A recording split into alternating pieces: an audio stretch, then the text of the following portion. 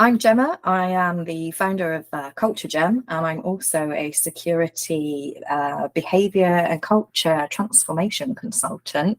And with me today is Nick. I'm Nick. I'm the founder of Path Dependence Limited. I'm a cybersecurity strategist, which I'm still figuring out what that means. And I'm a game designer, and rather pretentiously, maybe I ought to call myself like a game explorer. I'm much more interested in the format of games than playing them and what we can do with that. Your thoughts around that always interests me. I guess the mechanics of it all, I find very interesting to hear you talk about, as opposed to me finding that interesting. Yeah, I think there's not immediately going off the subject of today's conversation, but there's a lot around the format of games and game-like experiences that mean we can all explore situations and contexts and motivations much more effectively than we'll discuss it or try and put ourselves in someone else's shoes, that kind of thing. But maybe if anyone likes our discussion of Cybersecurity Month, that can be like the second episode of us talking. If anyone says, "Oh no, I didn't wanted you to talk about the game stuff, not the cyber stuff," we'll do that as the next one. Well, on the game side of things, people who have heard me talk before will have heard me say I'm kind of on the fence around the gamification side of things. And the reason that I guess I go down that on the fence route is I think it has its place, but the danger is that gamification as a buzzword becomes the thing that everybody needs to do, as opposed to needs to do in the right context with the right audience. Yes, gamification is like adding prizes or score tables to normal activity is generally a bad idea unless it's used correctly in really specific contexts. And also, I mean, this is something I really like from the professional wargaming community. There's very much a push of, if someone asks you for a war game, the first thing you should do as a professional wargamer is check that a war game is actually what they need, because it feels like will this new military technology work or not? Well, let's put it in a war game. If the war game says yes, then it must be right. And it's not predictive. It's like an exploratory methodology, in the same way that arguably the first thing any pen testing company should do is, when you go to them and ask for pen testing, is say, well, is that really what you want? Or do you just need a vulnerability scan? Or do you just need an audit? Or do you just need to spend that budget on sort of buying better technology than pen testers just go and break everything and write a report that says, sort of, try harder, see you next year, that kind of thing? That's super interesting, and not something I've ever heard anyone say, specifically someone with your background, to say that, which I wish more people would say. This thankfully does link into Cybersecurity Month. I think pen testing is wonderful and really attention grabbing. So it helps you get buy-in or make a point if you're trying to persuade people. There's a difference between saying this thing is vulnerable and here's someone who attacked this for half a day, and here's them getting a prompt on this service, like 3 steps and 2 firewalls from where they started. This is why we need to do this policy. This is why I keep saying about these vulnerabilities, that kind of thing, as a CISO or security manager or whatever. But it's not the best way to determine vulnerabilities in a system, especially continuously. There's bigger discussions to have around that, which is why the best term I've got so far is cybersecurity strategist, is get people to have those discussions and go, what do we actually want, rather than even the best vendors have got that commission in the back of their mind. So, even the best systems integrators will be like, well, what will solve your problem that we sell you, rather than what will solve your problem that anyone sells you. On the subject of product offering and problem solving, and you and I talk about this when we brain at each other, I wonder, do you have conversations with someone who's looking for a service from you, and when you ask them why that specific service, do they answer with, my cyber insurance says I have to? Oh, not very often at all, but that's because I haven't done anywhere near as much marketing as I should do. Plus, I position myself as very bespoke, which is good for how I like to work, but bad in sort of very much, here's a very general offering around wargaming, let's discuss it so I can actually give you what you want, is not great for people just wanting to find a solution online, especially if their cyber insurers have basically said, we need you to run an instant response exercise to see if you actually know what you're doing. People haven't discussed that with me often, but I don't want that to be a comment on the sort of state of the industry as a whole, because I think that's down to my marketing. And actually, that's an angle I should explore more, because, which, I mean, links with all sorts of things we've discussed before. And then you as a security manager, CISO, so on and so on, can push for a cyber instant response exercise, not because you think it's a good idea or not because you want to illustrate a problem, but because your cyber insurers say so, which is a great authority to get buy-in for that kind of thing. That leads me on to my next question, which sort of was around how cyber strategies and budgets are formed. And from my experience, the reason I ask you about the cyber insurance side of things is I don't know if I market myself as somebody who can reduce your cyber insurance premiums. I don't think I'm actively doing that, but I do hear when companies come to me with their problems and they say, you know, oh, our click-through rate on phishing simulations is too high, and so we need to reduce that for cyber insurance purposes. And when I ask follow-up questions around why, what's the goal, it's our cyber insurance mandate that we do certain activities, which I assume then leads to this is our strategy, because this meets the requirements of our cyber insurance policy, and therefore that's where we're going to put the budget. Yeah, without getting into a discussion of what strategy actually is, I would say from my point of view, their strategy is reduce expenditure on cyber insurance.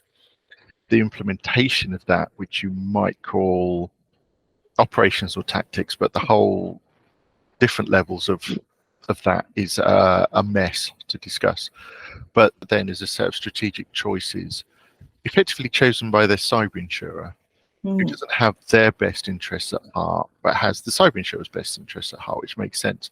But when with that kind of thing, then it's a case of how the company can use the aims of the cyber insurers to further its own request, or sort of in the discussions I'd have, how the security manager can use that in the same way that, I mean, years ago now, but PCI compliance was an excellent way for security managers or CISOs or whoever to bring in the segmentation of their network they've been asking for ages. If you've worked on a big flat network for long enough, it's such a problem to implement that kind of segmentation.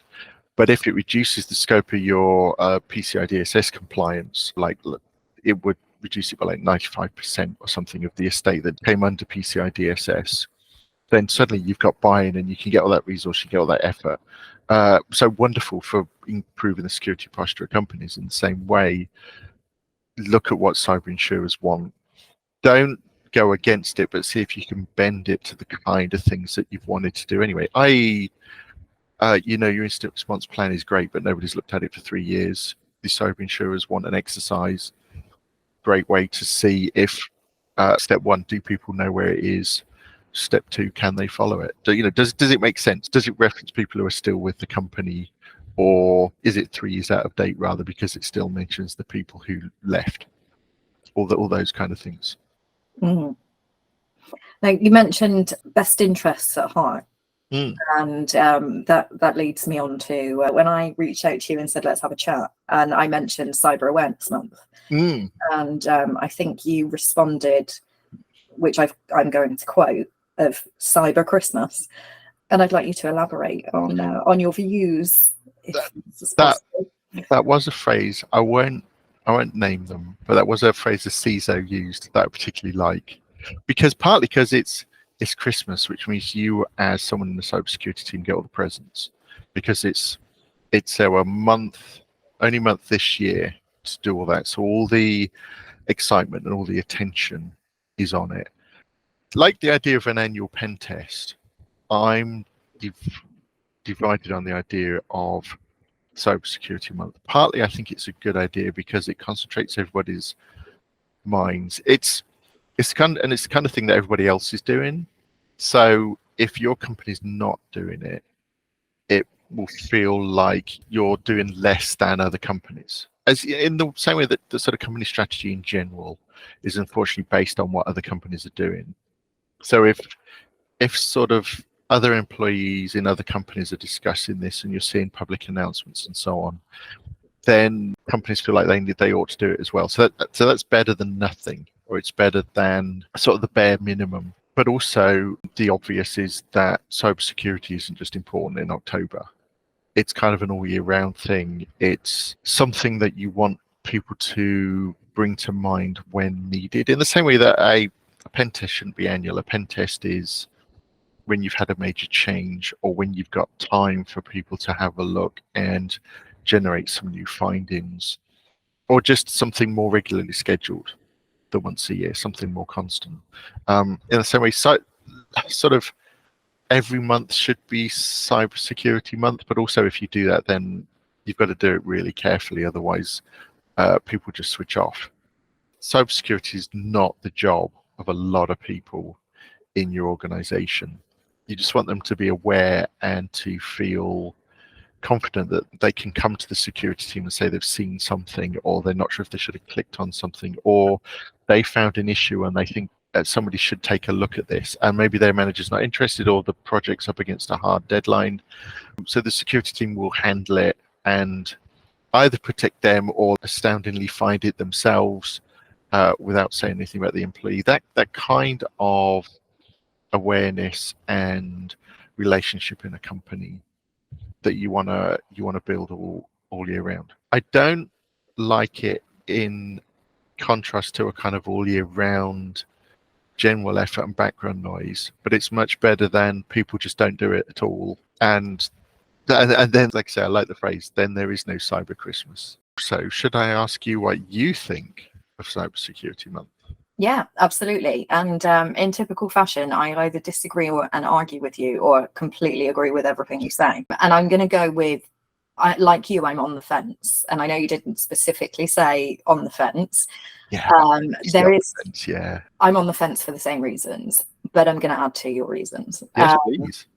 So as a company that offers, in air quotes, security awareness, consultancy types of things. Now, we don't do security awareness or cyber awareness. We do the behavior and culture change. And what you were talking about with the continual messaging is behavior and culture change. And security awareness is the once and done annual training, bits and pieces. However, as a company who piggybacks on the hashtags out there around cyber awareness on a regular basis, that means that my company is going to get a lot more interest because there's the noise.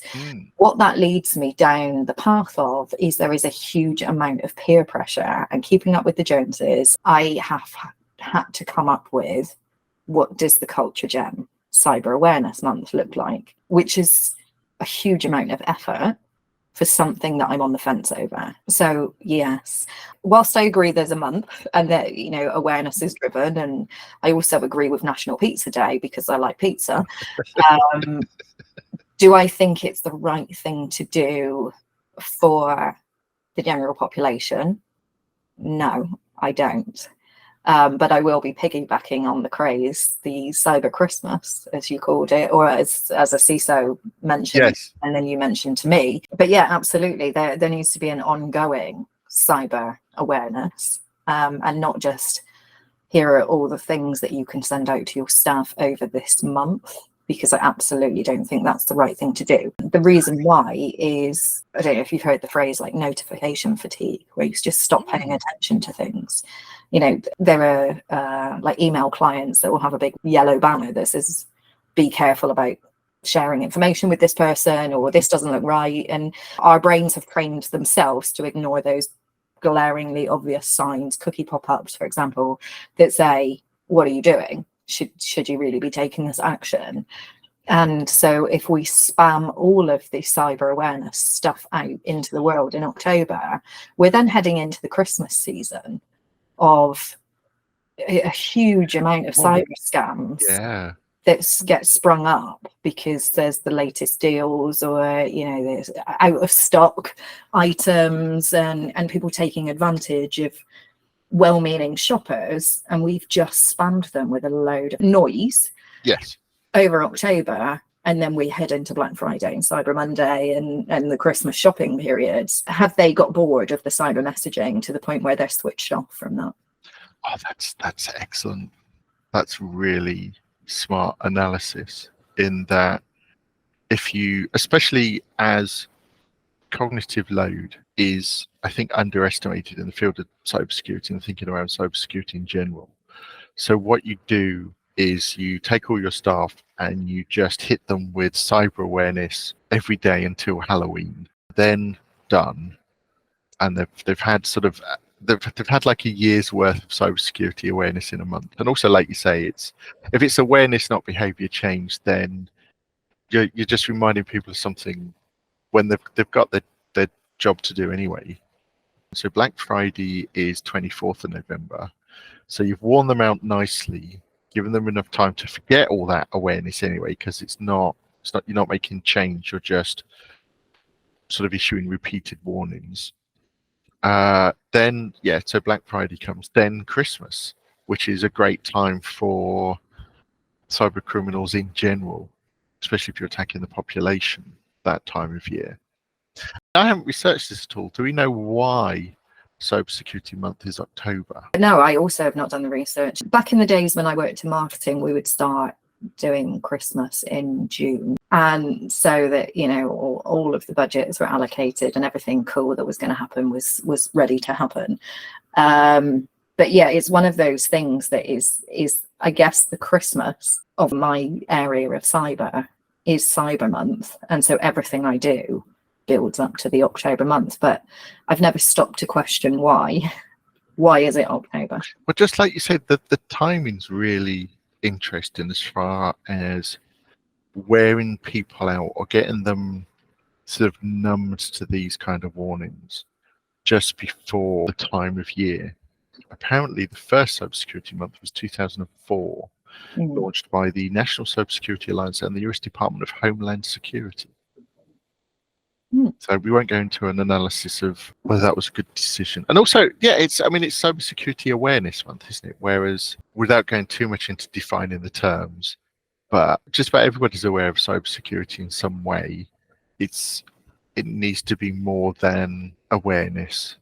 It needs to be behavior change, and behind that, security by design, rather than here's something else for everybody to think about all the time, on top of all the other things you're thinking about all the time, in order to stop being taken advantage of by criminals or putting your employer at risk, or so on and so on. So I'm going to class you, for the purposes of this conversation, as a cyber professional. Oh yeah, I'm up for that. I mean, I would class you as a cyber professional in any conversation, but I don't know how you feel about being tarred with the cyber professional brush. Yes, I like to think I'm slightly not outside of the industry, but on the periphery of the industry, because I combine it with other skills and areas, i.e. game design, development, that kind of thing. So there's more to it than being sort of respectfully a standard cybersecurity professional, especially as I think one of the main problems with the industry is a lot of cybersecurity professionals talking to other cybersecurity professionals about cybersecurity and saying the same thing to each other over and over again, which has got us to the stage where we've all had the same kind of conversations for the last 20 years. I mean, the fact that, like Cybersecurity Awareness Month is 20 years old, I'm not sure if it's changed in the last 20 years. So as a cyber professional, what are your plans for Cyber Month or Cyber Christmas? Oh, sort of. I finally got a new website after like 4 years, just about ready, which reflects a bit more of what I'm capable of than the previous one. So launching that, and I hadn't really thought of that before. It's more just like I finally figured out how to make it work in the way I wanted. But that can be a cybersecurity awareness launch. Apart from that, not anything significant. I think mainly because just what I discussed, I get stuck in that whole like cyber crime and cyber attacks and cyber everything else doesn't stop at Halloween. So we need to think more about the concept when actually sort of compared to the general lack of behavior change rather than the general lack of awareness, or the general lack of design change rather than security being tacked on stuff. Cybersecurity Awareness Month is a good start. We just need to make sure sort of everybody doesn't give a big sigh of relief on November 1st and think, oh great, we don't have to sit through any more of those presentations for 11 months. And that is, as I see it, and clearly as you see it, the danger of No, that's a really good point, in that if you wanted like an entire month on this is a really good way to drain the awareness out of people, like being quite adversarially minded from an attacker's point of view. Like it feels like the second week of November is a really good time for, great, they're all worn out about their phishing attack warnings, and like you said, all these extra notifications and the red bars you just get used to because 99.9% of the time it's nothing to worry about, or it's misapplied. And like we say, you've got Black Friday and Christmas coming up. It's like a really good time to target victims. On something you just said then, attacker's point of view. Now, I wonder how many attackers are having the month off, because they'll just hang on until we've stopped banging on about it for that month. And we were all patting ourselves on the back. Didn't we do a great Cyber Awareness Month? I don't know. I would be interested to know if the people involved in threat intelligence, whether they see an increase in attacks because everybody's so much more alert, so there's more sort of manual reporting or analysis or paying attention or using Cybersecurity Awareness Month to bring in new technology, or like you say, the attackers are like, well, everybody's going to be particularly sensitive this month. There's very little sensitivity to time for a lot of their attacks, especially like unless you're doing something Halloween themed, which would only work in some countries much more than others. Yeah, you just take the month off, or you take the month off from attacking and you use it for planning, especially like your Christmas themed campaign or whatever. I'm gonna open that up, and if anybody is in the threat intel space and wants to come and have a chat with me and Nick, and we'll do an episode on that. I think that'll be really interesting. Yeah, that'd be good to ask just in general, who's capable of providing that kind of analysis, either based on last year or in like a month or so. Yeah, I think it would be interesting to have that chat. So I have one more question for you. What's your one wish for Cyber Month? If you could have a Christmas wish, and what would that wish be? Oh, just the one. This sounds like two, but I'll see if I can get away with it. I think for the cybersecurity industry to be more inclusive and more multidisciplinary, but not for anything I would call a political reason, which is a bad thing to say about a lot of very valid reasons. But I think beyond any value to individuals, I think as an industry, we need a lot more variety of ideas and different viewpoints. And I'd argue from my research, which is like reading a few books, into generalists and problem solving, is that variety of ideas is a quality in and of itself. So it's not a case of something as simplistic as, well, we need more women, is the sort of most obvious one people cite. Is you need an actual variety of intelligence and type of intelligence and type of thinking to solve really difficult problems in what would be a complicated or complex, I always forget which way around it is, domain. as in there are, we're within the cybersecurity industry, we're facing problems that people haven't really faced before. Like, I'd argue partly we are, and cybersecurity people have a poor understanding of the way conflict works. So, like, if you're being attacked, there are ways and methods to defend yourself, which have been established for literally thousands of years. We haven't learned from that. The cyber domain, and I'm completely lost count of how many times we've said cyber today, but the cyber domain is so counterintuitive as well. You want different mindsets thinking about it in new ways, and combined with existing thoughts as well, rather than it's a case of we don't want any neurotypical people, neurodiverse people have all these superpowers and so on. Surely you just want neurodiverse people being neurodiverse at things. It's like, no, you want the combination of abilities, you want the combination of skills, and you want to pull that together into teams to solve problems. So that incredibly long answer is my hopefully one wish cybersecurity month, which I don't think will happen this year, but you never know. People are becoming more open-minded about that variety of skills. I have nothing to disagree with on what fully in favour, and I think by the end of me having these conversations, I'm going to have gathered up quite a few wishes, and I'll have to work out which one I sprinkle my wish dust on.